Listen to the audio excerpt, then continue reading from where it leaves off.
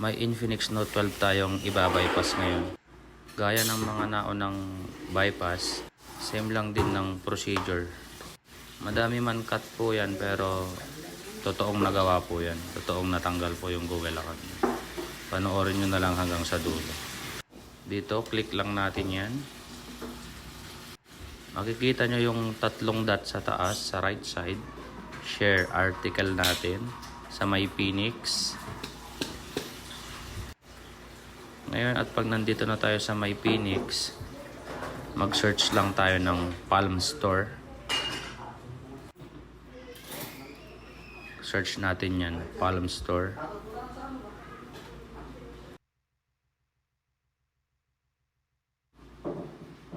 Antayin lang natin magbukas. Yung pinakauna, yung Palm Store app, open natin yan.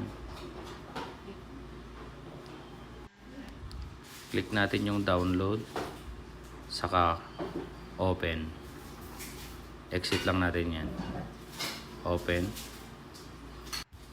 Sa may search button naman sa taas, hanapin lang natin yung Activity Launcher. Search natin yan and then install natin.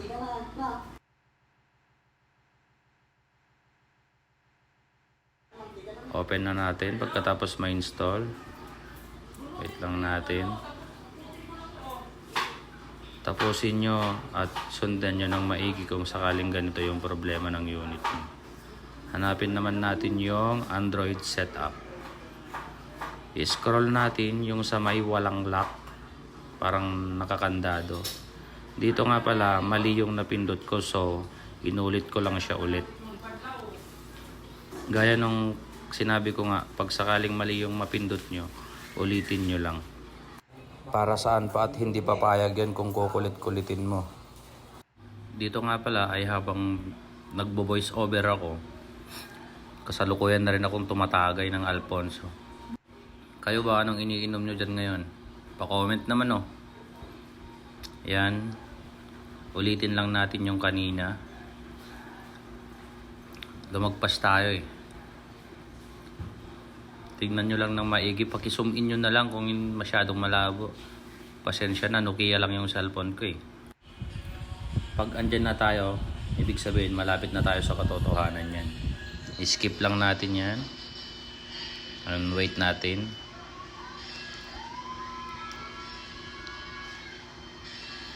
Dito, kiklik natin yung next. Then next ulit.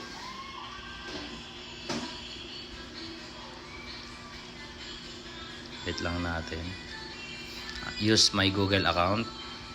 Yun.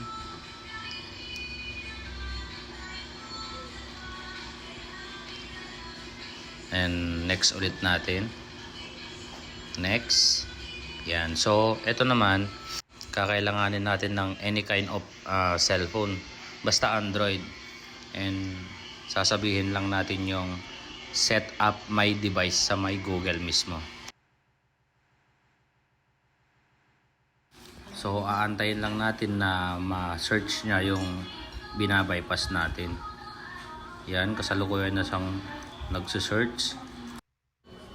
Wait lang natin ng konti. Medyo nababagalan eh. Yan, connecting na siya. Next lang natin. Next. Enter natin yung password.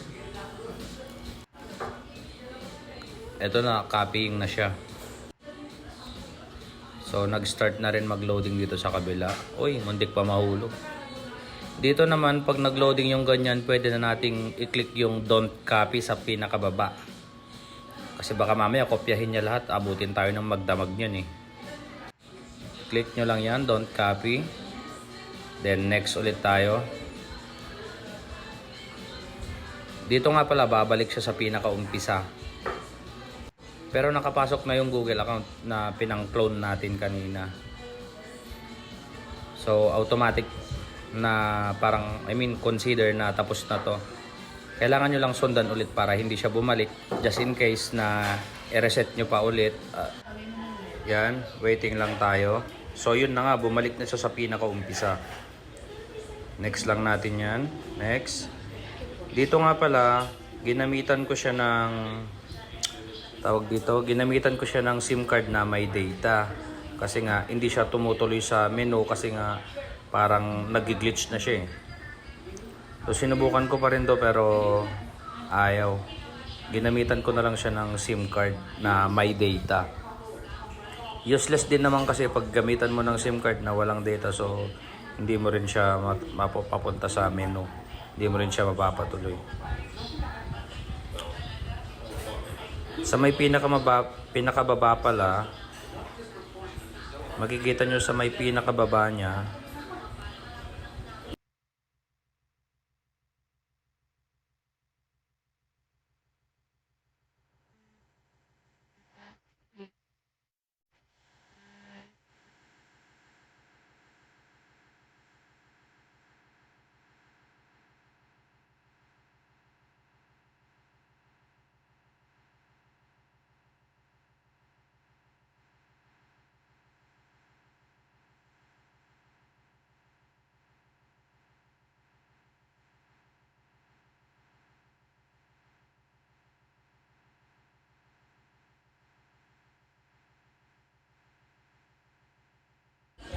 click lang natin yung use mobile network.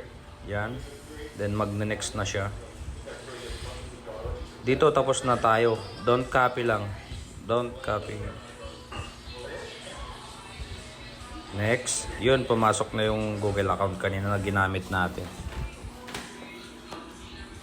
So, dito pa lang sa part na to, alam nyo na. Paki-comment naman kung taga saan kayo para malaman ko naman kung saan umabot yung video ko na to. At paki-comment na rin kung ano yung problema ng cellphone nyo para may idea ako kung ano yung gagawin kong video sa susunod. Pa-share na rin at follow. Salamat rin pala sa suporta. Yung mga nagtanong about Infinix sa mga exact model nila, ito po yung kasagutan ko sa mga tinanong nyo sa akin. Maraming salamat sa tiwala at suporta.